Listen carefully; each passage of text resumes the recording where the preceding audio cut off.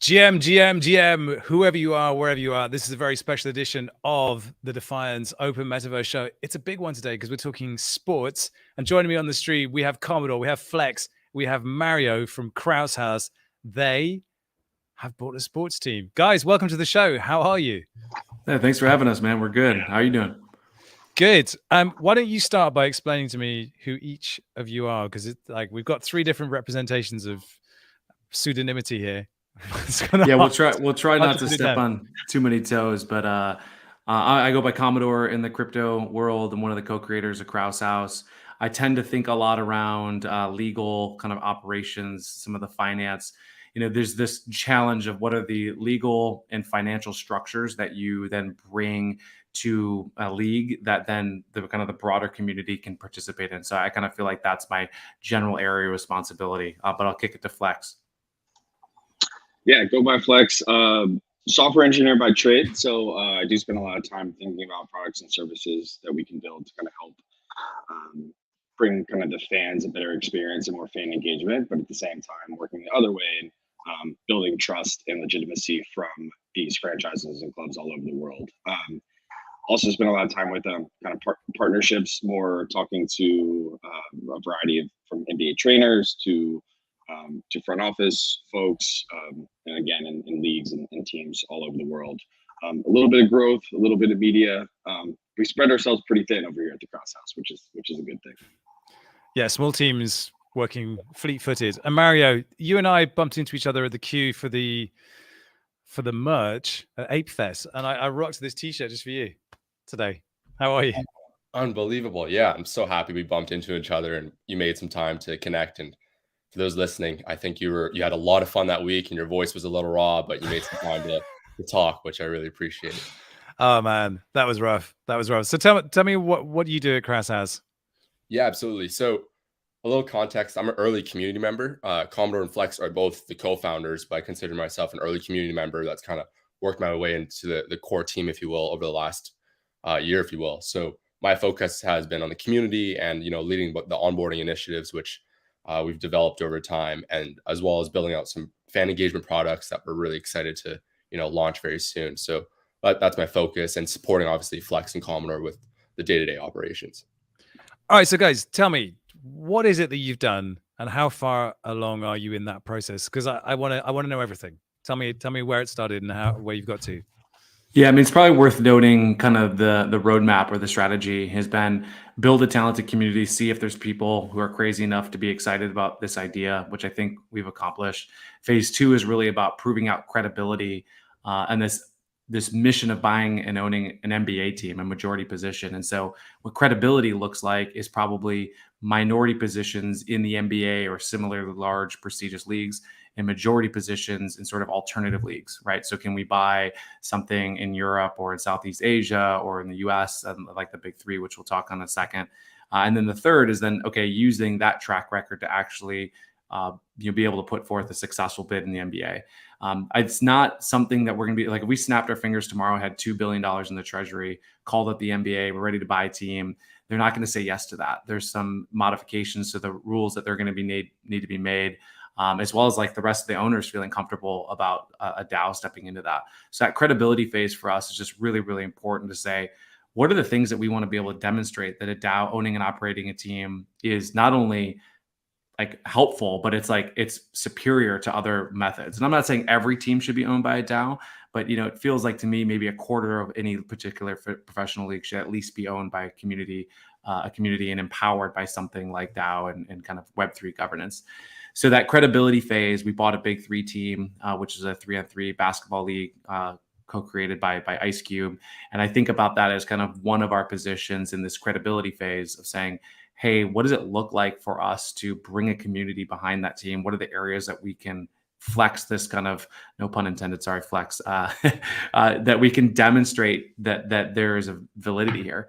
And so that's part of kind of the early part of this journey, but we bought a team and it's been really, really fun to be able to test some of these crazy ideas with a league and a team that is really open-minded to saying like, hey, this is a growing new league, like go crazy, try different things. And then we're there to be your partner. We can use that as a portfolio of success for us. So that's what we've been up to with the Big Three.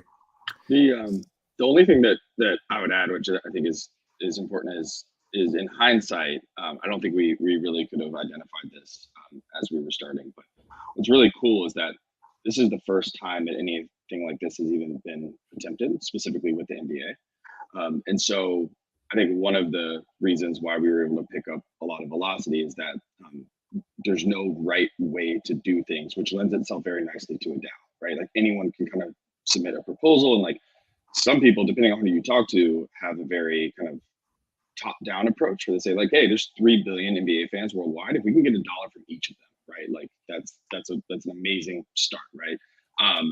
Other people say like, hey, let's identify one team that might be on the market in the next few years. Let's get involved in the local community. Let's maybe do some pro bono work with either building websites or analytics report. Start to nurture and develop those relationships with the front office, and then when a bid comes open, let's do that. And then everywhere in between, we've heard very wide array of strategies, and I think that's what's really special about this is that no one's right. So we want to put out these little experiments to kind of see what's working and what's not. And so the big three is a great first step in that experiment because it's somewhere right in the middle, right? It has a lot of player prestige. A lot of these guys have played in the NBA before, which is great. But at the same time, we get a lot of autonomy as the owners to do a lot of different things and put a lot of these theories that we've developed into practice. So let me see if I can basically lay this out for the listeners. You had an idea, a dream of owning an NBA team. You realized that to get there, you needed to prove a certain concept of ownership.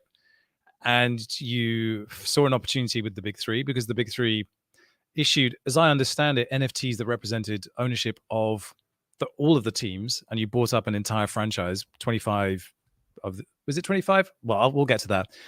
And you're then giving people the opportunity to purchase NFTs that represent a part of that community as well. Because the big three is kind of this weird, hybrid, strange version of basketball that's designed to be kind of maximum fun, maximum impact, and a kind of real summer league, I guess, is what they call it, isn't it? Yeah, that's pretty close. You can kind of think about Kraus House as a collective of people that are motivated and excited about this idea of NBA ownership. And then there's almost these side quests that we're going to go down, and the big three is an example of that. So we call our members Jerrys, and there's some Jerrys who they don't really care about the ball hogs and the big three. They think it's interesting that there's a team of folks being working on that, but they're really waiting for an NBA position, or maybe they're in Europe and they're really excited about a local team that they can participate in. So if you kind of think about us as a collective, there's this massive side quest that's going on with the ball hogs and the big three. And we're able to then test out some interesting things. So if you kind of fast forward and imagine Kraus House again as this collective, you go fast forward 5 years and we're having success. It probably looks like us owning a portfolio of teams all around the world. And some of those teams are small and kind of abstract, like the big three. Ideally, there's an NBA team position or maybe a minority ownership position with an NBA team. And there's a lot of stuff in between. And so you can kind of think about it as like you kind of would be able to choose your own adventure of like, hey, this is just at the end of the day, a group of like-minded individuals that are applying insights and knowledge from each one of those ownership positions into the next one, right? So that ideally we have the fastest, best process for having a fan teamed own team and maybe building a protocol to support that, building applications. Mario alluded to kind of fan engagement stuff. So there's sort of this ecosystem for fan ownership. One of the ideas that I've been spinning around in my own head recently is, how do you become a full-time fan? How is it possible for someone who is such a fan of a thing, could be a creator, could be a sports team, for that to be their job? Because I feel like it can be, and it could be, and Web3 might be a way to make that happen. Is that something that you think about at all? That's actually an incredible framing, in a really articulate way of describing some of the things that we've been thinking about, or at least even seeing real time, where I think on surface level, I think a lot about what we're doing. People think of like the financial component of owning a sports team, right? It's shared upside. Like if I'm going to be just irrationally passionate about this team, right? It doesn't even make sense. A bunch of grown men and women that we don't know, they don't know us, and like we're emotionally tied to the outcome of a game that they're playing. It doesn't make sense, but like emotionally, we're hyper invested in it. And so having shared upside and reciprocity in the success makes a lot of sense.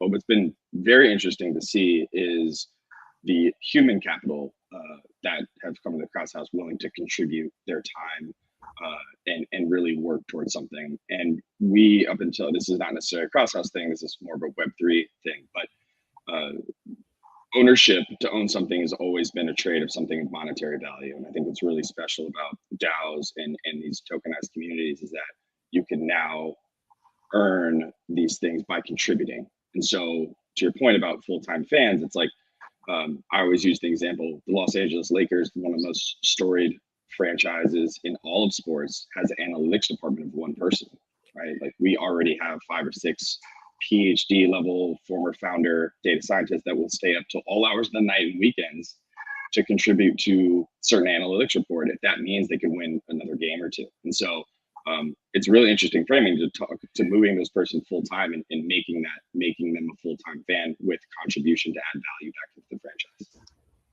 Yeah, that's really interesting. I hadn't thought about it that way because it seems so obvious in hindsight, but the Moneyball paradigm, when that came out and looking at basically the averages of certain players and how you could make up for the loss of one key player with that was game changing. And of course, why would you ever add a data scientist? But of course, in our space, in our world, that skill set is very easy to tap into. And there's a bunch of things that you can bring that will be completely revolutionary. That's really wild. I love that. And that actually would give someone with a key skill set who might have been an armchair fan a chance to really plug in and be part of the big game, because that would have been excluded to them in any other way. Exactly. And just to add one more anecdote to that is a lot of these, when you think about the Golden State Warriors, right? I think their front office is up to maybe like 30 or 40 people, right? But a lot of these franchises, the front office might be single digits, right? And so adding a 3-person data science team just isn't feasible. It doesn't make sense. And same thing with media, but that is something that you could totally lob over to a community of people to help do, to not necessarily take over the reins in these, like in scouting and analytics, but to augment some of your initiatives as a fan, and then incentivize them through things like tokens or tickets or priority access. Like it just makes a lot of sense to leverage the power of the wisdom of the crowd, if you will.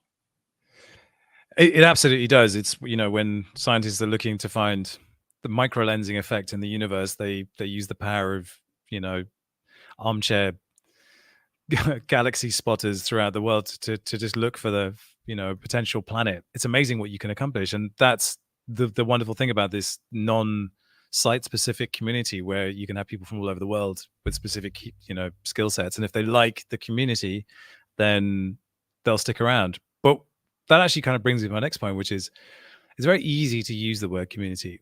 Sports teams, I think, have the best communities around pretty much historically.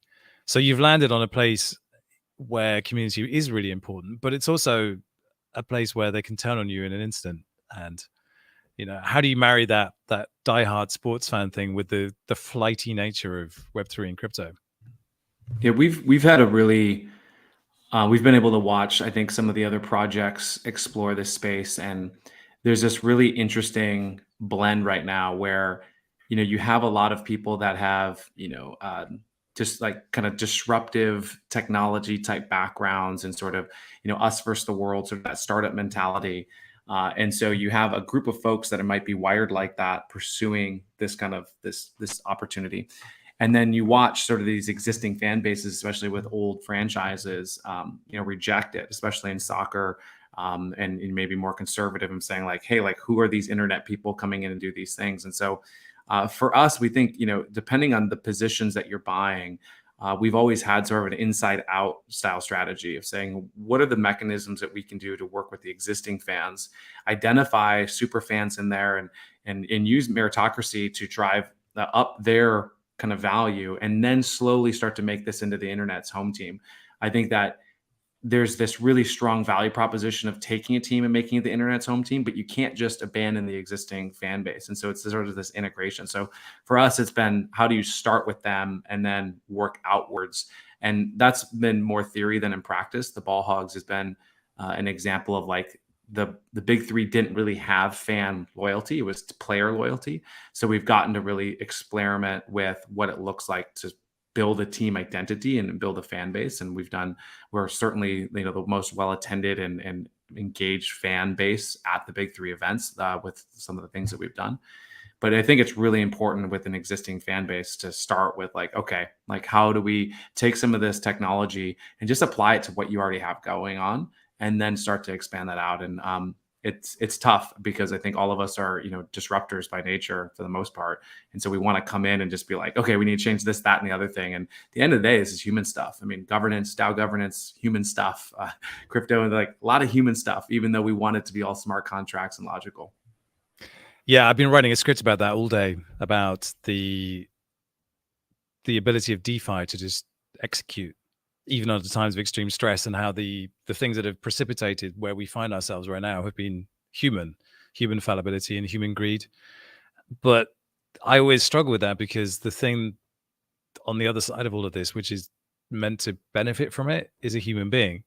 So if this thing is a robot and it's auto executes, then the human isn't in the equation, then I don't know if that's any better than what we had before. Which again is why we come back to sports. And sports is, as you said, for a rational human being, watching a bunch of adult humans throw beer in the air because someone scored a basket, it makes no sense at all. And yet it's the best feeling in the world. It's crazy. And I spend so much time just watching highlights of NBA plays. I don't live in America. I don't follow basketball, but I love that. And I watched the whole Last Dance documentary on Netflix, because sports drama is just, it's the best. It's the best. So I guess for you, sports are notoriously fickle. One move can change or define a season. But for you in the long game, what is the plan? What is the strategy? Where do you go from here? And I guess beyond that, the question is, what makes you think you can make a difference? What's special about this team? Yeah, great question. So where do we go from here? I think the quick answer, hopefully it's not a cop-out answer, but we want to continue to experiment in a variety of different ways. And I think similar to how we view crypto as having primitives, we think that sports has primitives, right? Regardless of league, you have fans and tickets and media and a roster and all these things. Those things cut horizontally and are ubiquitous across the entire sports ecosystem. And we think that there's a real opportunity with how we're thinking about things on the ground floor to take not only these new ways of human coordination and collective commons, but there's also technical infrastructure. I think Commodore alluded to building kind of protocols and products to help bring those bring the fans closer to the teams and the leagues that they love. Why us? I mean, that's a fascinating question. I think the quick answer is why not? But I think the more expanded answer is that having these meetings, especially with front office, I think it's more of a timing thing. I think we've been able to attract a lot of talented people, and when you think about it's statistically more probable to actually play in the NBA than to have a net worth of someone that can own the team. And so I think that causes a lot of really talented people who think, maybe I won't be the next Mark Cuban, but this is my way that I could possibly make this happen. So we've had people coming from Fortune 500 companies to Web2 unicorns to some of the best and most brightest Web3 communities out there, and hey, let's actually see if we can make this happen. One of our mottos is difficult by one, achievable by many, which is I think this is a lot of people's most realistic shot to get this done. And what that does is that creates a lot of synergy, a lot of alignment, and everyone in Crosshouse is kind of a crypto native NBA diehard fan, which creates, I think, a lot of camaraderie around the mission. And so I think we can sit it's not oversimplified to say yeah, there's a little bit of a fire under us to try to make this happen. I would add one thing, sorry to cut you off, is just that from the moment we started this idea, so my background is traditional startups, founded 3 companies with 2 exits. And so I feel comfortable scaling products, communities, operations. And I feel like there were a lot of people that we met early on, and even to this day, were like, "Oh, I thought you guys were actually just insane people who were just these idealists that will never accomplish this idea. You're just some kids in a basement that think I'd like to buy an NBA team with the internet." And I think that we really have impressed people with the systematic approach of saying, here's the strategic roadmap, here's how and why we can get there, here's the milestones we have to hit, and thinking about it like a startup and saying, yes, it is crazy for anyone to start a startup and think they can make a revolutionary change in technology in people's lives. But with a really thoughtful mission and roadmap to go do that, we've seen it time and time again. And so I would just add that we're just dumb enough to think that we're smart enough to go do this. And we're just smart enough to think that, we also know that we're dumb enough to go after it. And I think that's a really special spot to be, that you have to be in order to bring massive change in this world. So how do people get involved with Kraus House? How do you become a participant in the community? Yeah, I think the best way, I'd love to hear Mario's opinion on it. Let's get Mario on the stream. Yeah, that's a great question. You teed that up nicely. So I think the easiest thing is follow us on Twitter. Even if you want to just passively just see what's going on, that's the easiest first step. But realistically, just join our Discord, and every Wednesday we have a draft class, if you will. The analogy there is in the sports world, everyone gets drafted to a team, right? So our analogy, we bring that to Web3, is if you want to contribute to Kraus House, join our draft class, and you'll get drafted to our community, to a project team, and get involved with all the things that we have going on. And that's our way of greeting people in a very human way. To your point, we can't just be running protocols all this time, right? So it's very one-to-one kind of nature, and that's how people can get involved. So I had an Ice Cube on a stream last year, and he was just the most normal, nicest guy. And the thing that he kept saying was, I want to be respectful. I want to be respectful of the space and everything else. We never had a chance to talk about the big three at the time, but that was a shame because I didn't really understand the big three, and I wasn't aware of it. But how did it happen that this was even possible for you to own a piece of the big three? How is that structured, and how was it set up? Yeah, we got introduced through one of our advisors who knows Jeff, one of the co-founders, really, really well. And so we got an opportunity. Jeff Quatinetz. Yes. Yeah. And so we got an opportunity to see and hear what they were thinking on really, really early. And we were really impressed with, I think that there's a really difficult challenge to play around with what ownership means. And I think one thing I like to highlight is that I think most humans, from a layman perspective, when we hear the word ownership, we actually imply probably three other words, which is access, equity, and governance into this idea of ownership, right? So again, access, equity, and governance. And I think that one of the things that we're seeing with NFTs and DAOs and exploring these new ways of breaking down ownership is I think you have the opportunity to remix it. Sometimes ownership might just be access. Sometimes ownership might be equity and governance. And I think that there's these opportunities to play with each one of those three words and even dial them up and down depending on what you're kind of looking at. So what I think that the big three did really interestingly is we obviously want to all be, compliant with the SEC and legal and regulations. And so I think they did a great job of playing around with this idea of access and governance, specifically with this NFT sale. So they were interested in selling directly to a large group of their fans, as well as some larger communities. And so when we heard about it and we explained our roadmap, there was just a really great alignment with what we were seeing and what they were seeing on the different things that we could experiment with. So yeah, so the general idea was that they launched, I think 25 Fire NFTs for each team. And then basically those NFTs allowed for some level of access and some level of kind of input into the league operations. So we bought all 25 for our particular team. And I think there's other areas that we're experimenting around fan engagement and merchandise, as well as sort of streaming, things like that.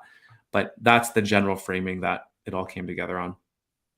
Yeah, this is wild. I'm kind of looking at the pricing isn't that surprising, but it says careful reading the benefits listed below will demonstrate the immense value of our big three ownership.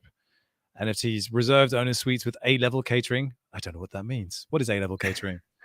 They just mean decent food back there. I shouldn't say it's good food. It feels like, solid wedding food. Yeah. You don't want good food at a sports game. You want terrible food.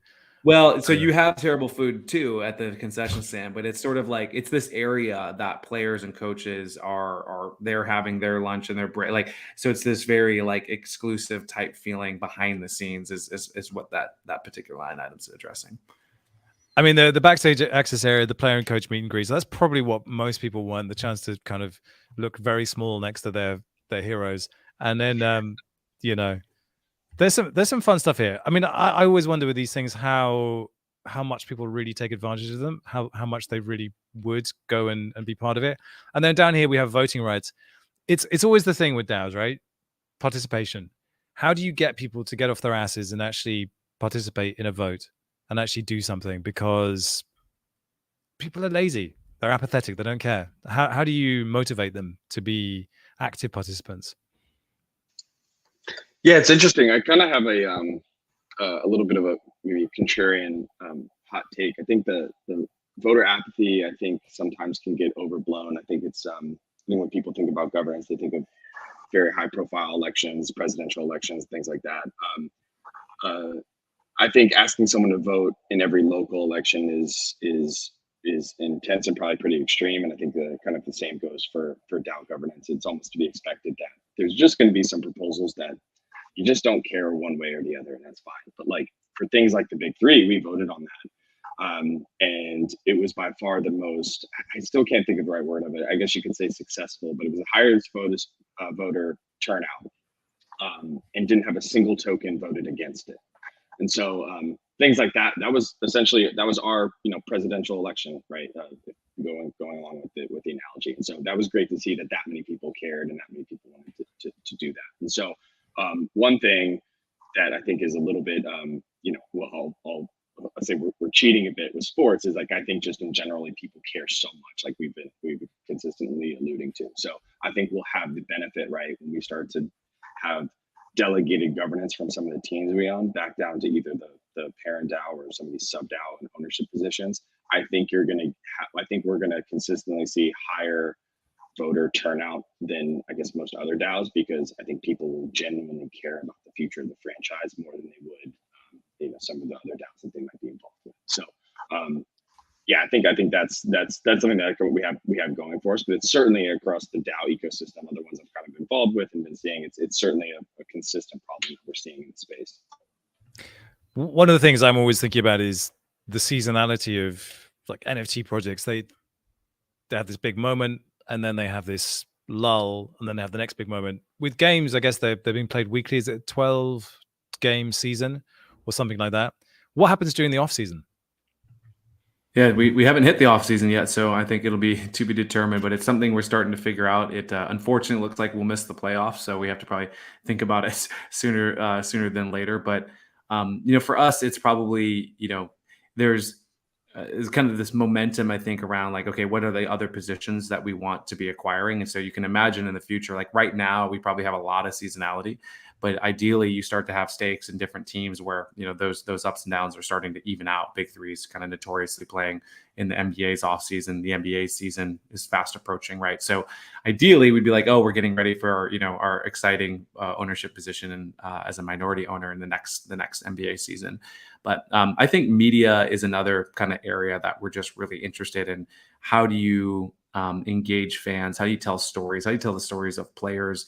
How do you think about, sort of these documentaries or docuseries? And I think that those are the other types of things that you could really play with in some of these off seasons. So I'm really curious to what are the stories that we can tell about the Ball Hogs in the off season is kind of my kind of short-term kind of simple idea. Yeah, tell me about the Bull Hogs, because if you say it wrong, it sounds naughty.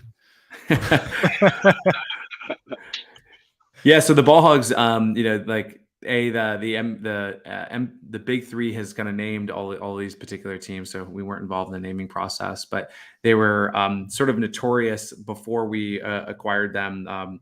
Brian Scalabrine, who I think self-imposed nickname of White Mamba, was one of the players on the team, and so he's kind of a internet meme celebrity. But Leonardo Barbosa, Jody Meeks, Will McDonald, Stacey Davis, Corinne Iverson. We just picked up Ty Lawson because of an injury. Rick Barry's the head coach, who's an absolute NBA legend. But the team is traditional.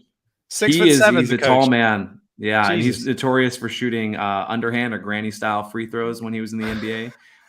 Shot like 90%, and Shaq probably should have copied his style. Shaq was terrible. Oh my God. Yes. But yeah, Yeah. that's the squad, and they've traditionally been struggling a bit, and they're struggling again this season. We've had some the challenge with Jody Meeks and Barbosa is they're still active in the NBA and in the kind of coaching world, and so they've been getting pulled away from some of the games. But it's just been a fun team that has it's been really exciting to watch. And I think the part that I would highlight is that none of us were particularly big three fans in the community. People watched it a bit, maybe liked a player like Joe Johnson. And one of our hypotheses was that if you acquire a piece of, buy a team and you actually have ownership in that team, does that change your relationship with that team?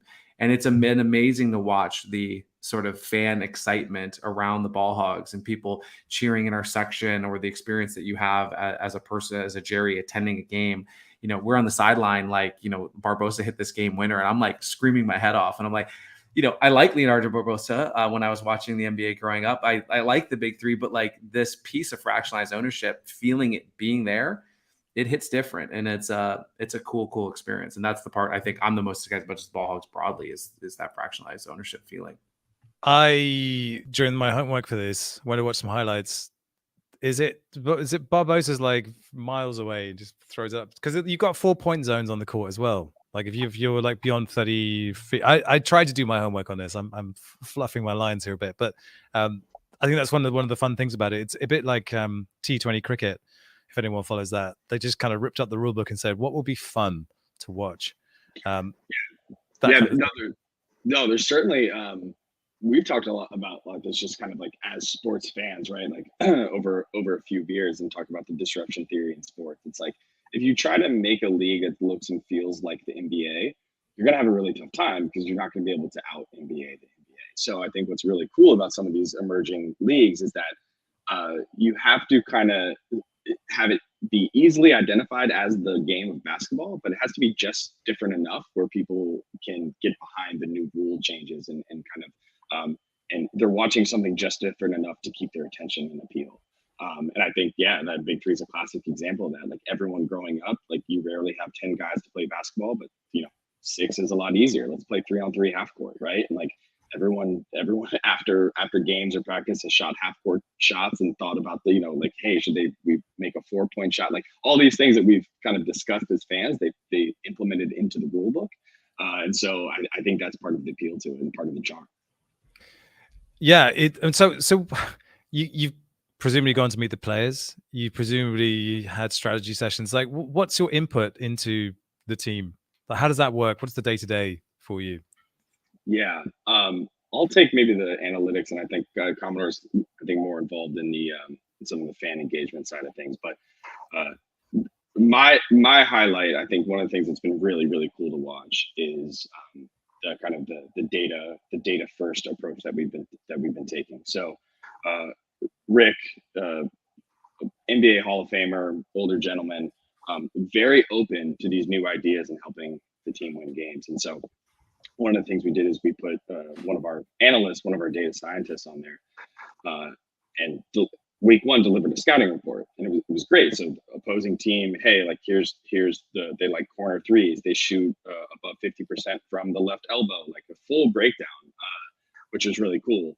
But the most, I think, fascinating thing was the iterative approach. So I think starting week 2, week 3, we actually started to incorporate strategies. Like, hey, because the players do this statistically, like, here's how you should adjust your game plan, and kind of delivering that in part of a broader scouting report. And in the past 2 weeks, we actually been delivering like post-game analysis. So like, here's been the best rotation. Here's the highest plus minus when guys are on the court. You should think about doing X, Y, Z. And to be frank, Rick's mind is blown. He's like, I don't know how you guys do this. You guys have the force of an entire NBA front office as a bunch of internet kids. And so that's been awesome to kind of see not only the iterative approach that we've been taking to improve the analytics report, but how well it's been received by the team. Yeah, that's wild. It feels like it's kind of you're doing the indie version of the stuff you've grown up watching and absorbing and building into your own fantasy version of how you would run a team. And now here you are running a team. So, I mean, everyone, I think, understands that owning sports teams is a very long game. It takes place and unwinds over seasons and seasons and seasons and seasons and seasons. So let's fast forward 10 years from here. Where is Kraus House? I think in 10 years, we have a majority position. We certainly have an NBA minority position. We probably have a few European teams, probably a collection of positions somewhere in the 10 to 20 type ranges. We think really around then what are the ways that we can activate fans, engage with those fans, and build direct relationships with those fans.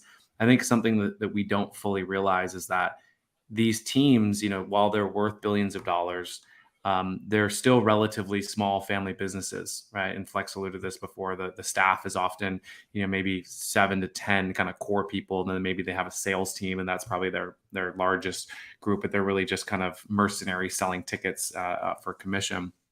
And they're really, really interested in all the ways that they can monetize and build direct relationships with their fans to go do all these interesting things. And so I think that's one thing that Kraus House could potentially really excel at is if we have in 10 years, all these different positions, we're applying all these different learnings across these positions. I think you start to be able to build up one of the most powerful sports businesses broadly, right? Because then what are the emergent things that a DAO can go do? And I think we have also a little bit contrarian view on what a DAO is. I often think about it. It's like more structured, a little bit like a venture fund, where it's like, hey, we have a thesis, we have capital, and then there are talented people in our community that join it, and they see opportunities, and we put capital behind those opportunities to go do those things. And so Mario alluded to this project that he's working on with My Jerry, which is this fan activation thing. Like if we can do that for one team and then deploy that across our entire portfolio instantly, like that's a massive competitive advantage as an owner. And so our pitch right now is that we think we're the most value add minority owner you could possibly find.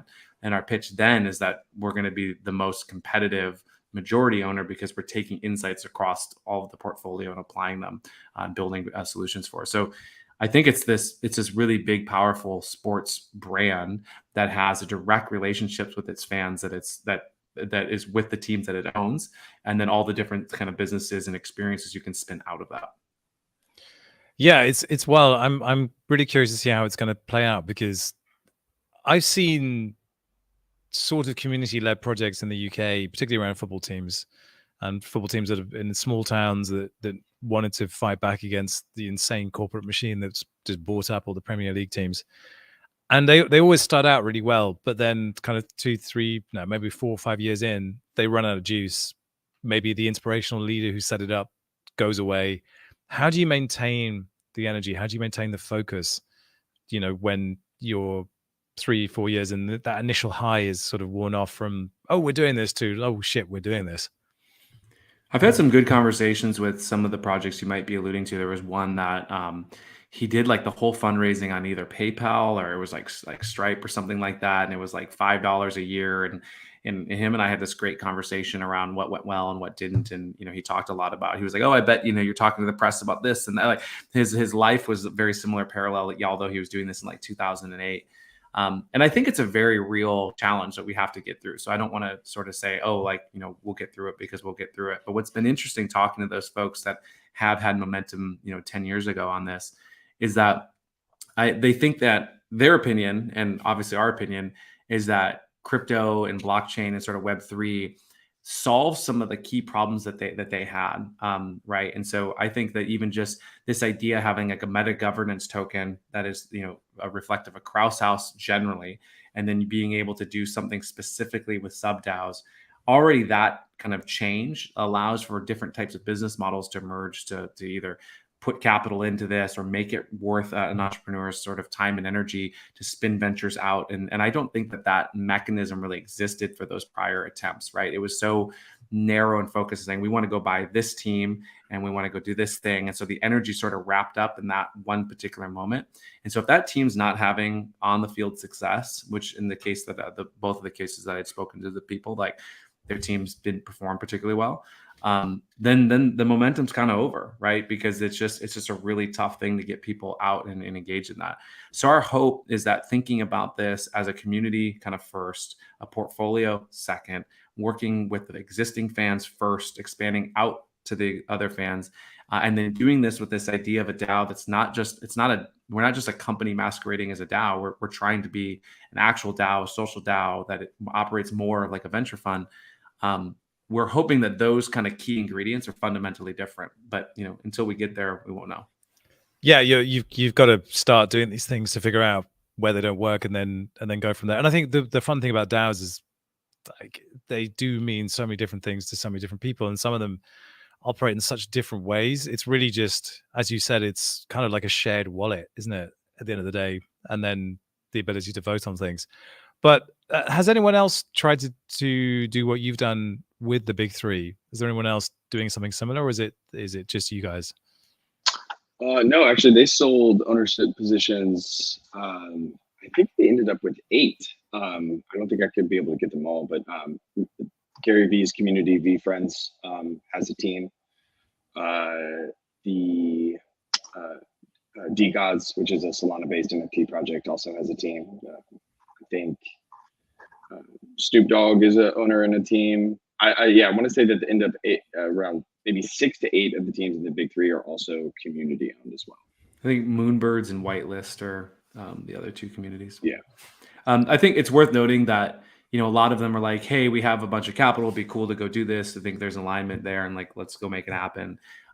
For us, it's a milestone. And we've been very intentional with what we're experimenting on. So it's been interesting to talk to the other communities because they're like, okay, we're going to take the streaming rights and we're going to try to make revenue here. And then we're going to resell the tickets and do this. And we're like, we actually just want to prove out that we can make the most fun fan engagement section in the arena.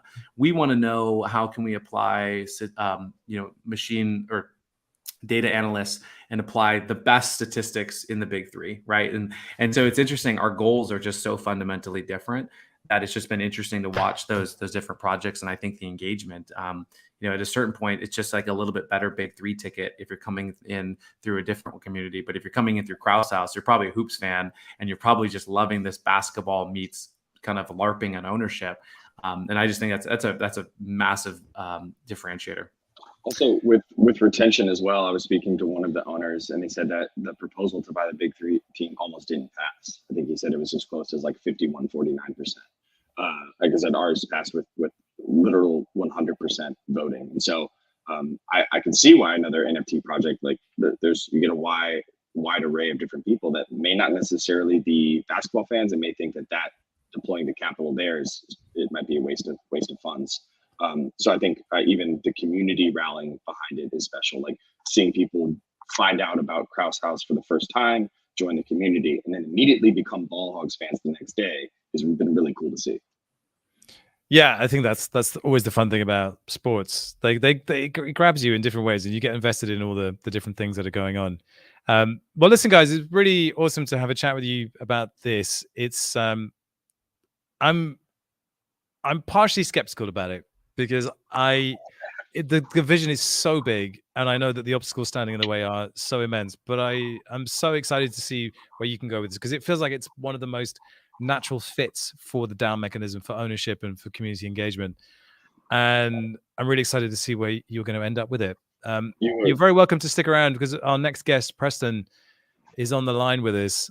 He's ready to join us from Wagner United, an organization that's taking sports and community in a different direction, but sort of attempting to do the same thing.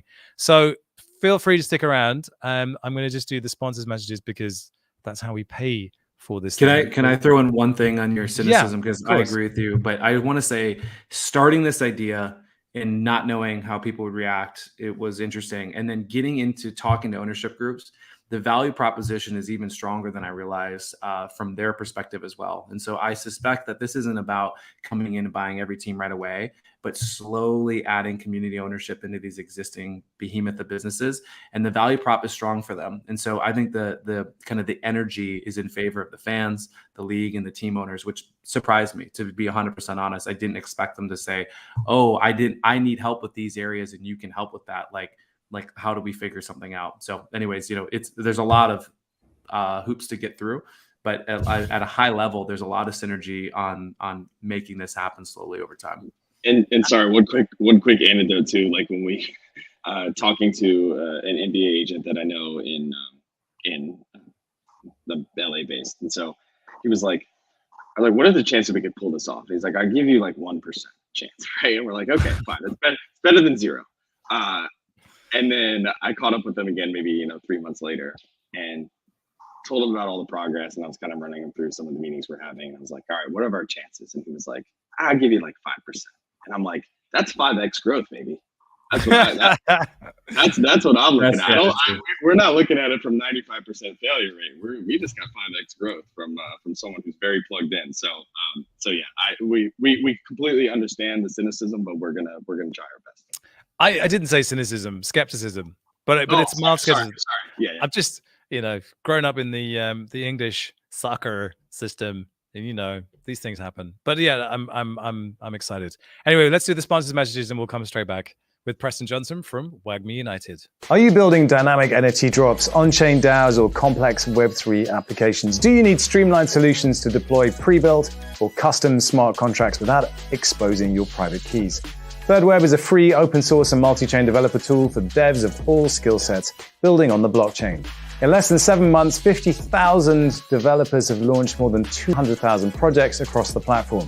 Take advantage of a robust set of front-end and blockchain SDKs, popular UI and UX components, and ThirdWeb deploy and release, the most secure and streamlined framework for displaying and deploying your custom smart contracts.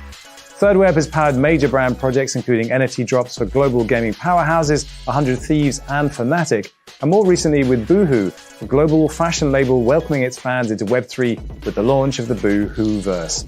The future is here. Start building for free on ThirdWeb today. So welcome back. We are live. It's the NFT show on the Defiant, and we're joined by Preston Johnson from Wagner United alongside Kraus House, who've been talking about owning an NBA team in the future, but owning the Bullhogs Big Three team. But we are here to talk to Preston. Preston, welcome. Hey, I'm trying to decide if you stopped speaking or not quite yet, because I can't hear anything since you guys patched me through. So the audio completely dropped, and I'm not sure if you were done introducing me, but I can't hear anything. So I'm not sure if you guys can hear me, but I am Preston, and I'm not sure if there was something you guys hit when you did the switch up, but yeah, everything's completely lost. How strange. Can you hear me now? No. Tell you what, I'm going to take you off the stream and bring you back in. Here we go. Welcome back, Preston. Are you there? Still nothing. So that's good. He's gone. Technology. You got to love it. Well, while we wait for Preston to come back, why don't I tell you about Wagner United? This is, surprisingly enough, this is the internet's team. We heard Kraus House talking about wanting to make the internet's basketball team.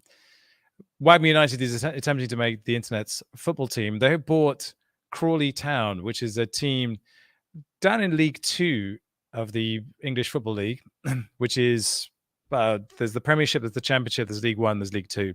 So it's a long way from the summit of the English football system. And they have issued NFTs around Wagby. They bought the team, I think, earlier in the year. And as you can see on the shirt here, they've got a chromey squiggle, which would indicate some kind of art blocks connection. And if you scroll down, you will see Preston, of course, but then Gary V, G-Funk, Snowfro, the artist behind the chromey squiggle, G-Money. I mean, there's some big names here. All sorts of kind of big connections. It feels like a very different entity to Kraus House. And while we wait for Preston to come back on, I wonder if, Commodore, you could give us kind of your feeling around what Wagme are trying to do and the profile they've managed to achieve with that, because it feels very much like big boys, big kind of players in the NFT space coming in and doing something really outlandish.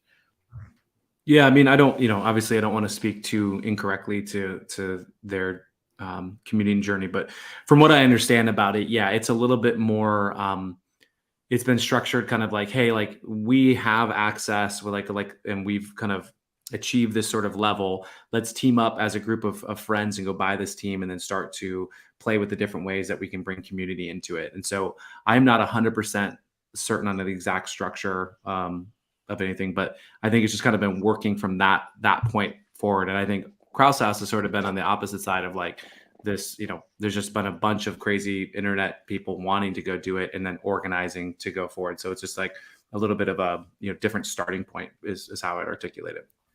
Okay, so we have Preston back on. Preston, can you hear me now? Yeah, I just switched to my mobile phone. I'm not sure what happened, but you guys covered for 4 minutes. Thank you. I apologize. We did. We can't see you now and your glorious beard. That's a shame. So yeah, you guys get 10 seconds of that, and then my agents tell me I have to shut it down. So yeah, that beard is too powerful for the internet. Preston, welcome. Okay, listen. As someone that grew up in England watching football, my first instinct is you are mad. You're a nutcase for doing this. But I love you for doing it. But tell me, how did this come about? It's so crazy. Sure. I mean, that's what everybody told us as well. So we still went for it, similar with the Krause House guys, right? 1%. All right, let's take a shot. Like sometimes you just have to do those things. And it is a different starting point. I think that's like the main difference too with people that are kind of curious and for some context, right? It's they're going huge right out of the gate. We basically wanted to find the lowest entry point in a sport like English football where you have promotion relegation and there's actually a pathway to the top and the top trophy in the world. But that still mattered. And right. So within the EFL and the system there, League Two is what jumped out. And so how it came about, Evan Smith, the co-founder Wagner United with myself, he reached out. We were actually at his really lame NFT, like douchey CryptoPunks dinner we went to in Malibu, California. But there was like 16 of us. You could only go if you own a CryptoPunk. He said, "Hey, I'm Evan Smith," introduced himself. He's like, "I already know you. My background's in sports betting. I've been on sports for a living for about 12 years. And he's like, "I already know who you are, but," and then he's like, "What you guys did last a couple months ago with Pixel Vault and founding the Punks Comic Project. He's like, this is fascinating, but we need to do this for a sports team. Are you in?" And I was like, "Sure, okay." And so that's all that really happened. And from there, we started talking to some of the people in our networks, just in the NFT Web3 space, crypto space, and then sports business space, and kind of pulled together a good kind of hive mind of people that could make this happen. And it was a long process, which is why I do not, I'm not jealous of the Krause House crew trying to do this at like the NBA level. It's just absolutely insane. It took us, almost, 7 months to get an English, EFL League Two club. And we did it without, tokenizing pre. And like we have hopes to do that, from the inside along with collaboration with the league. But it's just like a massive undertaking on their end. And, even for us, it felt like it just was never going to end. But we finally got it done. We're in Crawley Town. And last few months since we acquired the club early April have been just fantastic. So lots to unpack there. The acquisition process is clearly a thing, but you got together a group of people, and it's quite a lineup you've got here. How did that all come about? Was that just connections from the NFT space or the Web3 space that you just knew? Yeah. Thankfully, just Pixel Vault had some success early on. So between me and G-Funk, Sean Guerin, who I founded that with the Punks Comic Project, we had kind of immediately started talking to the right people and getting involved. Like, Gary's on the website there, and I see you're showing. He was like really pushing us to try something crazy and new back before we even started working on Punks Comic, and he was supportive from the get-go. And then once something has success, people just start to respect you a little bit. So that was like massive. Honestly, it was really just stemming from that and our networks growing and ballooning.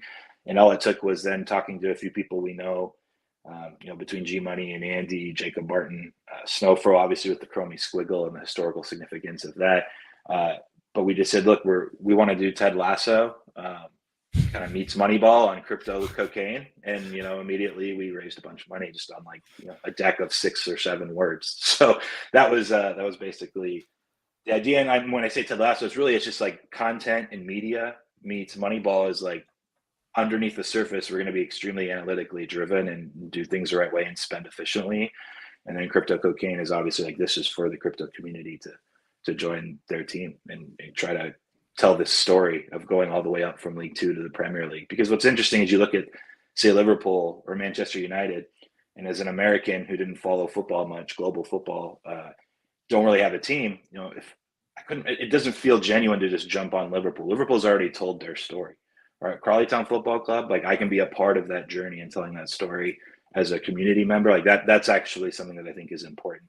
And, if we're able to do it and actually move ourselves up, then it's something that'll be talked about. But the story that I always come back to is Leicester City winning the Premiership, which was, Daniel, when was it? Was it five years ago? Leicester City winning the Premiership. Yeah. When was it?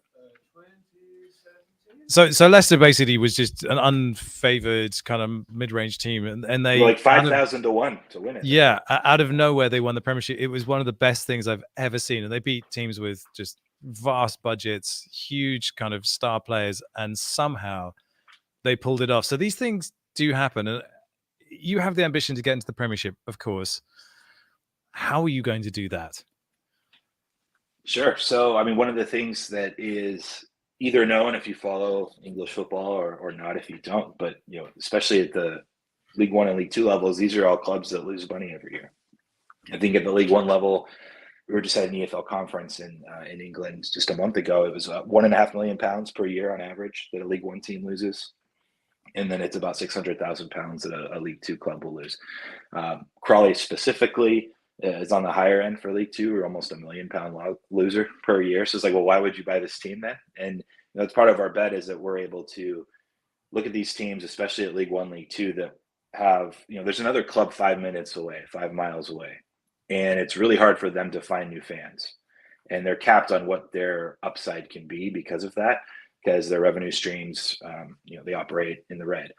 So if we're able to attach these new fans to Crawley Town Football Club, and now we have, an international audience with new resources and revenue streams that now makes Crawley Town FC a club that actually profits. When previously they were £1 million per year loser, now you can actually put that into not only the player wages, but the actual coaching staff, sports science, medical analytics, nutrition, a chef, infrastructure, locally, training grounds, etc. And those are the items that, especially, and you probably know more yourself, being more local.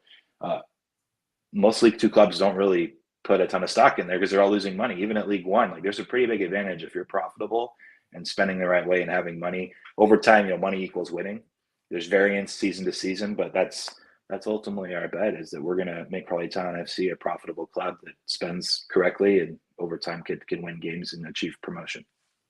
Yeah. So the plight of a League Two team generally will be, you've found a decent local player and then you flog him to, hopefully to the Championship and gets a bit of money, and then that keeps the lights on. And then the thing that all teams in the lower divisions pray for is a great run in the FA Cup, because there's this sort of romance about the FA Cup in the UK, and it's basically the entire league participates in it, and generally it's a Premiership team that wins it, but everyone gets their moment in the sun, and there's TV money that comes in, and you get these giant killing stories where a lower league team beats a team, or at least gets a replay with the team in the Premiership, and they get their big day out and all this kind of things. That's generally the pinnacle of everything else. And then it's just a bunch of kind of really hard, grueling league matches on in the cold. Let me tell you this, because you're spot on, and I don't even know if you did your exact historical research on Crawley Town Football Club, but when we started having interest, we went out there, we met with some of the executives of the club. The two items that they showed off the most and were just proud of the most were, one, they brought in a player from the National League. He was non-league. His name was Max Waters, and they sold him for £1 million. And that sustained them for an entire year. And that was their proudest moment. The second proudest moment was when they beat Leeds in the FA Cup a few years ago. And those are the top two. That's it. And it's because you get a nice payday if you're able to do that in advance in an FA Cup and actually play a Premier League level club, because you get the ticket receipts and the revenue streams from there. So those you're dead on, because for a club at that size, which by the way, Crawley is the smallest club in the EFL, quite literally, that's massive. Yeah, it really is. So I guess you jumped into this. You picked Crawley because of that, because you figured they would be open or receptive to the idea of a bunch of Americans coming in and being participants in it. But I mean, how was it received when you first approached them? It was not received well. You mentioned skepticism right before. I know you went to the sponsor break, and then my audio cut out. That was entirely all I heard.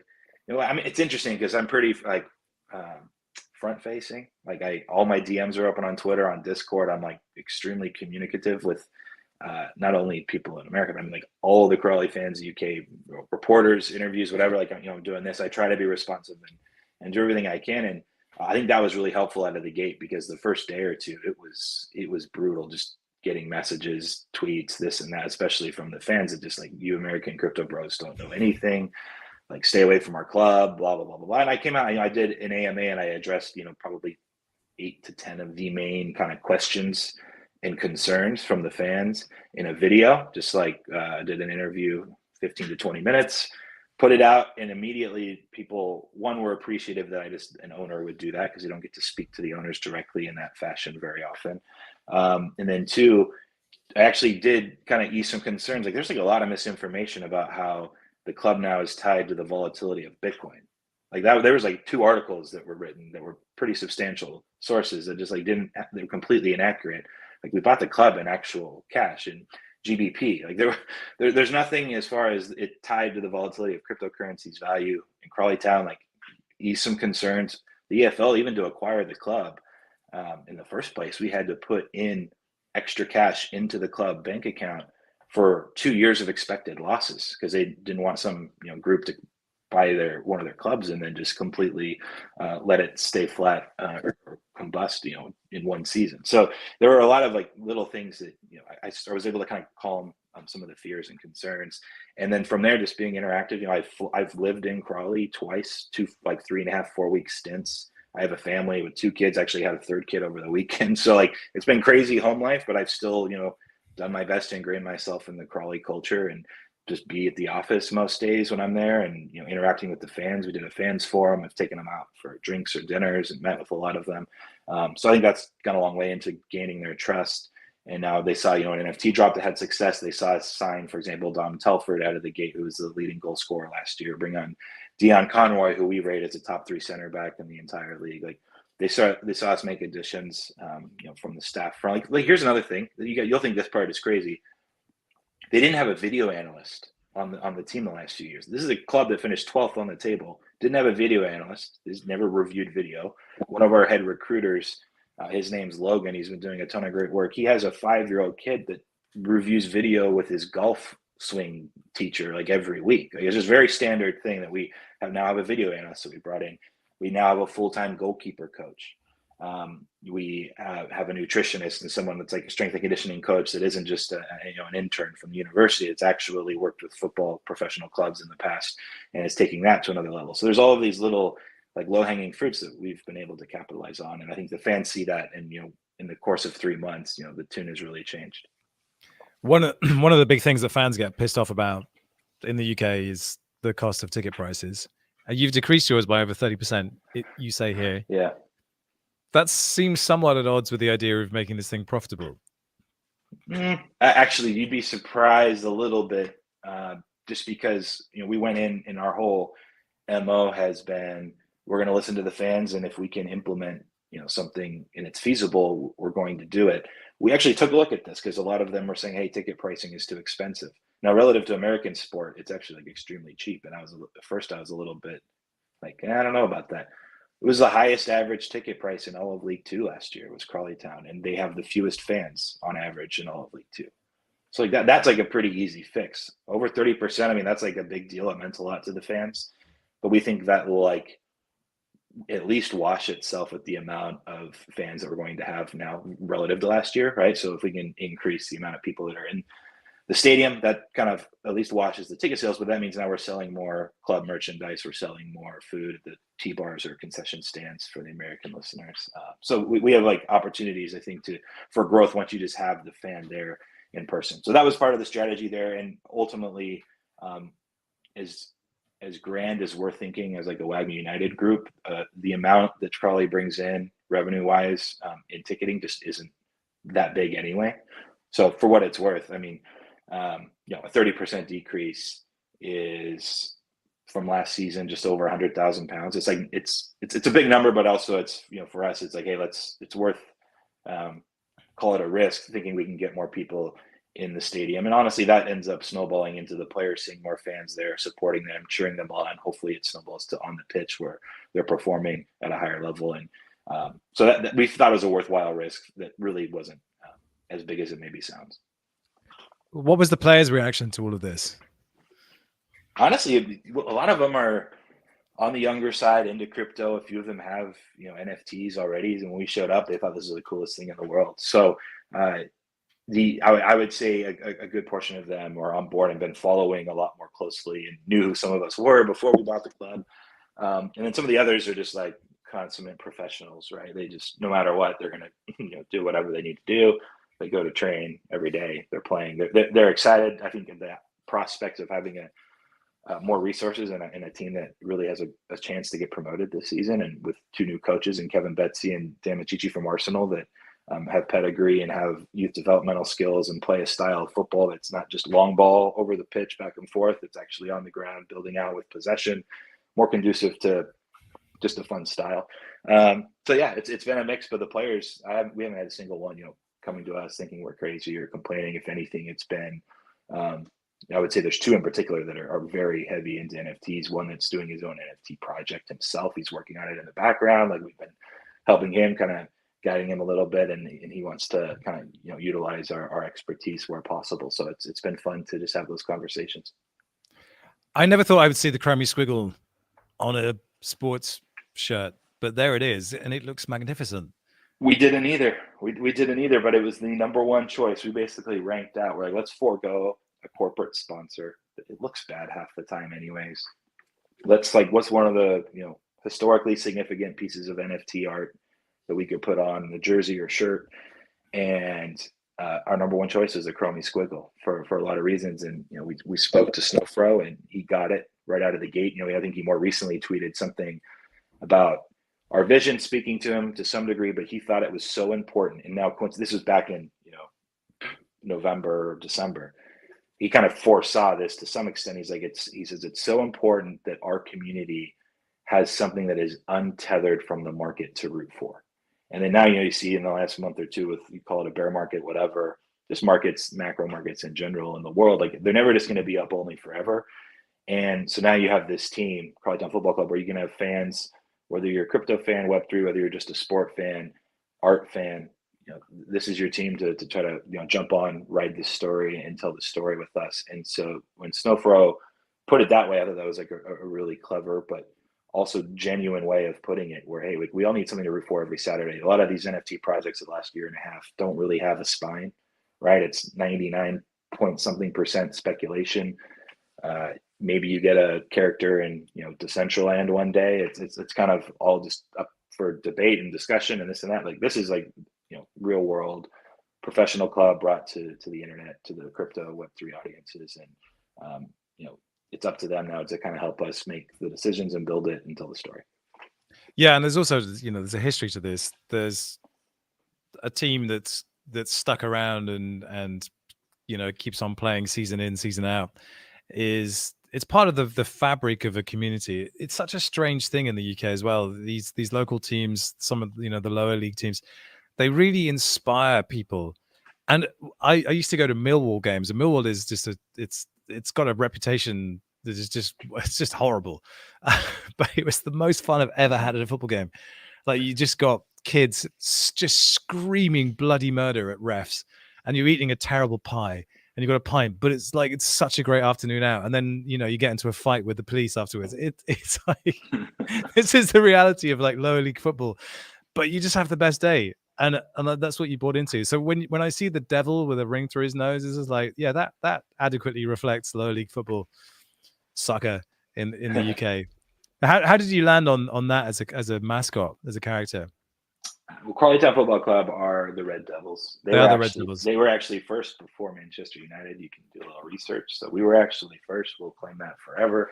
But yeah, so it was a no-brainer, right? This is our mascot. I think we call him Scorch Diablo. So we're he's our guy. He's a character. We're going to build like a story with him and a whole persona. But we had our designers and artists take a shot on a couple of ideas, but this one just lined up perfectly. Okay, so I've got to ask about the name Wagner United. There are so many people that want to pour scorn on everything that happens in this space, and one of the things they pour scorn on is people saying GM, GM, GM, and wag me, wag me, wag me. How is that being received? I actually was one of you guys probably won't even believe me when I say this, but you can do it. Right now I'm not like no camera, but I'm not on my laptop. You could search in Twitter at Sports Cheetah GM, and I probably only tweeted it like once. And I think it's because I was actually making fun of people that say GM all the time and wag me this and that, right? And so Eben in October last year, he's like, we have to call this, right? I was like, no, it's got to be Wagner United. And I was just like, holy cow, that's so annoying and so perfect. You're probably right. And so we ran it by other people and everyone was on board. But I was at least the guy online that just hated the GMs and the Wagmies and like I was like, I'm too cool. I'm 34, 35 now actually, but that's not for me. And then here I am, trying to represent the Wagme culture and vibe. But anyway, I got over it pretty quickly. But it was funny because initially I was more skeptical. Well, look at the font you use. You kind of went for this weird medieval thing, and it has this strange kind of. It feels like medieval combat, like chivalry. It's very strange. I've never seen Wagme like that before, but it's kind of cool. Yeah, we're a little cutting edge, or at least we're trying to be. And we had to do something that isn't just like rainbows and like I don't know, like Doodles is like aesthetically like one of the greatest NFT projects. The Scrubby Squiggle is a bit of a rainbow, though. Let's be honest. That's true. There you go. You got both. That's fair. On the show. So I want to open it up to Commodore and Flex Mario from Kraus House. Probably the first time you guys have been on a stream together. Do you have questions for Preston and his journey in terms of where he's gone so far? I think question. I certainly have a comment. It was really exciting to see the list and the framing of things that you guys have implemented with the team. And we've been operating with the Ball Hogs with a similar thing, but I just really enjoyed that like very clear outline and intentionality. And I guess it's just sort of it's just cool to see another project thinking about some things in a similar way, and then obviously playing it into a different sport. But just I guess it's a compliment of kudos. It's cool to see. Thank you.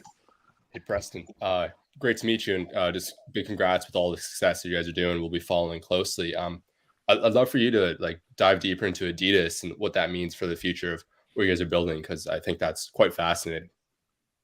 Sure. No, yeah, that's I think that was important for not only on the football side to kind of legitimize what we're bringing to Crawley Town, but Adidas is extremely innovative, and they've since I think this December of last year they've launched into the metaverse. I mean, it's something that they're putting focus. Multiple people and resources are working on their metaverse future, and I don't want to speak for them too much. I hear some things in convos and phone calls, but they saw this as the opportunity for Web3 and metaverse and sport kind of converging into one, and they wanted to be a part of it and tell the story with us. And I'll say the one thing, part of the length of time of getting some of these deals done, where in crypto time we just moved so quickly.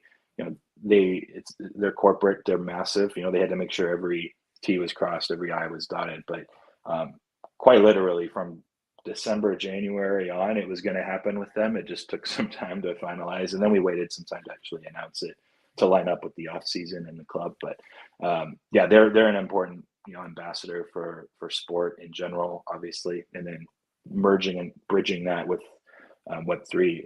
They're just, we couldn't have asked for a better partner there. Did that come about through G Money's connection, or was that a separate connection? So we did the Into the Metaverse collaboration was with Pixel Vault, Adidas. Yes, of course. Yeah. G Money and Bored Ape Yacht Club. And so we had it made it a lot easier actually that Pixel Vault and the tech side had run smoothly and was successful once for a big business like Adidas. And so for us to say, hey, we'll have Pixel Vault involved again, we can get G Money involved again. He loves what we're doing. It definitely eased any concerns or questions on their side on tech and just making sure things run smoothly, because they had done it once and had kind of built that trust. So I don't want to say it was easy, but honestly, that helped pretty significantly, I think. Yeah, it's funny to see how these sports brands are coming in to the space with open arms and looking to experiment with things. I see Nike's, who you would have thought would have been so reluctant to even think about the idea of opening up IP, are doing it. I'm curious to see what Adidas are going to do. I know that there's certain rights that come with the NFT. Can you tell us a little bit about the NFT itself and what an owner of that NFT can expect or is entitled to? Sure. So outside of, like, you get one of the shirts or jerseys, and the Chromie Squiggle, it'll be the away shirt. You burn that, you're able to claim it for a physical. You'll be given after that a scarf as like a second merch item, and then after that you burn it, you can claim a third item, which I don't think the design's been done yet, but I think that'll be community voted upon when we get there. From there, we actually just had our first like fan decision this last week, but having an actual say in big picture decisions for the club, we think is important. It's part of the whole ethos of decentralized, this decentralized world, and so we have within our budget, we had room to bring in one more quality footballer, and we said, okay, we think we're pretty well balanced. Let's go to the fans. Half of the vote or decision was weighted towards season ticket holders. The other half were the NFT holders, and we had them send in responses either for an attacker, a midfielder, a defender, or a goalkeeper. And midfielder was a pretty overwhelming favorite, which I believe. So sorry, this was over the weekend, and I'd have to double check today, but I believe we're going to be able to get that announced tomorrow. So that's breaking news, I guess. Hopefully, you never know. Contract stuff could take another day or two, or maybe it ends up being after the weekend. But I think we'll be able to get it by tomorrow. So that was super positive. That was really helpful, and just kind of giving people a taste of what it can be like to have an NFT that actually helps make decisions for the club. And so when we tell you, like, you can be a part of this story and our rise, promotion through the ranks to the championship or even the Premier League one day, it's quite literal in that sense. My picture of people who might turn up to a League Two match, it doesn't evoke crypto natives. I'll be honest. Do you have an onboarding program or some kind of education that you're going to put out from the old fans of the club to be part of this digital revolution?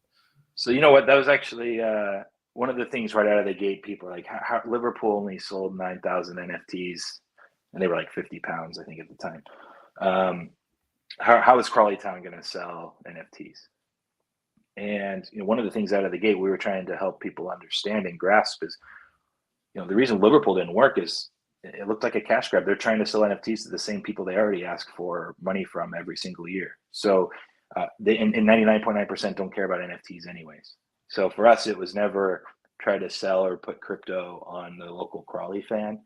Rather, we're bringing a professional team, or in this case, a football club, to the crypto Web3 NFT fan that already exists, that already is into NFTs. So that was almost quite literally the reverse strategy. And then from there, it actually we found locals asking questions or getting into the Discord, and I would say maybe 100 of the mints were from local Crawley people that have just tried to like figure out and want to be a part of it. And one person in particular that I know had like onboarded probably 12 or 13 individuals that just didn't know how to do it and was just helping out doing it himself.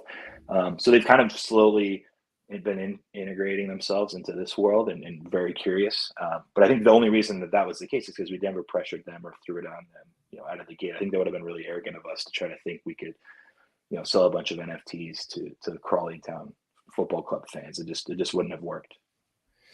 So I guess the next question is, how do people who are, if you're calling this internet team, how do people who are not in the UK or local to Crawley actually see the matches, actually see the thing that they're the most interested in? Sure. So there's like an equivalent to NBA League Pass, more or less, for international fans. If you're in the UK, they actually have pretty strict blackout rules where it's terrible. That's why I'm asking. You can't watch anything. Yeah, so if you're in Crawley and you're not, they just want people to go to the games. This is like everywhere throughout the whole, EFL and Premier League. But if you're international, you have access to iFollow, which is a streaming platform and production that the EFL provides. It's similar where it's X amount per game or month or for the season, and you have access to every single Crawley game. from wherever you are. So it's pretty straightforward in that sense, where every Saturday morning here in the States, people are waking up. We're going to do like in real life events for, token holders. They'll be token gated, right? The only way entry into an LA event on a Saturday morning, or New York City or Vegas or whatever it is if you own an NFT. And there's more of those kind of standard IRL perks. I didn't get into it just because everyone else does similar stuff earlier, but that is something that we really look forward to, is just meeting everyone that's involved and having a team to root for every Saturday. But yeah, it's a pretty straightforward process with the streaming, and there's quite a few things we can do from there from a content perspective. We can have our own commentators. We have opportunity. Fan zone. You could do you can do a lot. You can do we want to give people that have the NFT holders, really unprecedented access to the club from the inside, so that despite being a remote fan, they feel like they have more of an inside look than any other sports organization has offered before, right? We're going to actually have token gated streaming of training sessions each week, sit downs with the coach and our head of analytics to discuss the upcoming opponent. We're trying to set up a situation where you can have a token gated chat or Twitch stream of some sort, where we have someone there, they call it the dugout, or on the bench during a game live. You can't, because of copyright reasons, actually show the game, but you can selfie yourself and have the sound up and like literally have conversations with coaches and hear players talking from the bench while you're having people chat in that have NFTs during the game live while they're streaming it on their own. Like we're trying to give that type of access and grant that hopefully just encourages engagement, and we'll have perks for engagement and kind of a gamified system we're building in the background as well. But anyway, yeah, I think that's about it there. What's the capacity of the stadium? It looks like it's about like 2,000-3,000 or something like that. 659 something. It's about about 6,000. Yeah, it's bigger than it looks. Yeah, bigger than it try. looks. Yeah. Wow. I mean, I guess if you do make it to the Premiership, you're going to have to do some. You might have to move to a new stadium. Even championship, they require you to have a house at least 10,000. So 10, we'll have to do some developments if we think that's in the future. Which we looked prior to acquiring the club, and 3 of the 4 stands, there's room to back it up and build higher, and foundationally, there's definitely opportunity and capability to do that. Is it still called the People's Pension Stadium, or have you renamed it? No, so it's Broadfield Way or Broadfield Stadium. That was like the original OG name. It's located right there, and People's Pension's contract ended last year, and so we haven't actually signed a new sponsor for the stadium rights or anything else on that front. But I can just say the inbound since announcing Adidas and doing the NFT drop the last few weeks has been pretty significant. So it's just a matter of time, but we've just wanted to make sure we're able to tell our story before, just kind of showing people what our vision is before succumbing to lower offers from the local companies or UK companies that typically will sponsor League One or League Two clubs. And we're partly a tech / Web3 brand too and company, so we want to be able to capitalize on the resources and revenue, and so we've played it patient, but for now we just call it Broadfield Way. Yeah. Is there a danger you're trying to do too much? Because I'm hearing a lot of fan engagement, a lot of different kind of streams and things, but if the team isn't performing on the pitch, are you going to be able to kind of keep all of that going? Isn't really the priority to get the team to a place where it's playing great and it gets promoted as quickly as possible? Well, that's the cycle. So you're dead on 100%, because if we're not winning, then the fans aren't going to be engaged and care enough. But if they're not engaged and caring, we're not going to have opportunity to use that engagement, monetize it eventually via sponsors, commercial partners, even just like merchandise sales, visits, whatever, to have the resources to make the team better and ultimately perform better. So it is like kind of this never-ending cycle where we think we've put ourselves in a pretty good spot relative to the budget from last year relative to this one. Before we even did the NFT drop, right, we substantially increased the wage budget. We hired 5 or 6 new staff, and invested in some sports science and analytics at a level that they weren't doing previously. So like those types of things we think we've improved that weren't really contingent on whether or not we had an NFT drop that had some success and had people interested and engaged. So we just have to keep building on both fronts. But the biggest fear in my life every day is still, and I bet on professional sports for a living for 12 years. And I'm telling you, on July 30th, when they go to Carlisle to play the first game of the season, I will be more nervous at 7 a.m. here in Los Angeles than I've ever been for any bet I've ever had on any game in the last 12 years. It's just like so much of the last 9 months of everything we've put together all rides on ultimately, are we winning, or can we tell the story, or are we going to move up? And so, yeah, there's a lot of pressure. I mean, I bet 18 months ago, you never would have dreamed that you'd be doing this in a kind of small town in League Two. I talked to my wife, talked to me about that. Like 18 months ago, I was still working for ESPN doing TV analysis for one of the shows. And, you know, I just at the end of 2020 kind of dove into NBA Top Shot and some early NFT stuff. And then, you know, here we are, you know, Pixel Vault, Punks Comic, Wagner United, own a football club in England near London. Like, yeah, it's just like of that moment of my life 18 months ago, if there were 10,000 pathways that you broke off and branched off in the simulator, like this was maybe not even one of those 10,000. So it's pretty crazy, but I've been really blessed and obviously grateful that we have a chance to do something like this that kind of, you know, incorporates community, but is, you know, my passions of, you know, the last 12 plus years of my life. Plus, you'll get to do that Saturday thing where you watch all the live sports results coming in and be part of the fabric. This like that stuff is just built into me, and it's built into Daniel, who's sitting over there. We know this stuff. It's in us, and it's been in us for like 30 years. But now you're coming over and you get to experience all of that horrible pain of like sports in the UK. It's fantastic. I'm excited to see where you go with it. Preston, thank you so much for joining us. Commodore Flex, Mario, do you have any final questions for the man with the beard? No, it was just it was great to meet you, and you know, we're cheering for you guys in a different space, and excited to see where it goes. Good luck on the season. Let us know when you guys want to buy the expansion team in Vegas, and we'll have a conversation. You had it here first.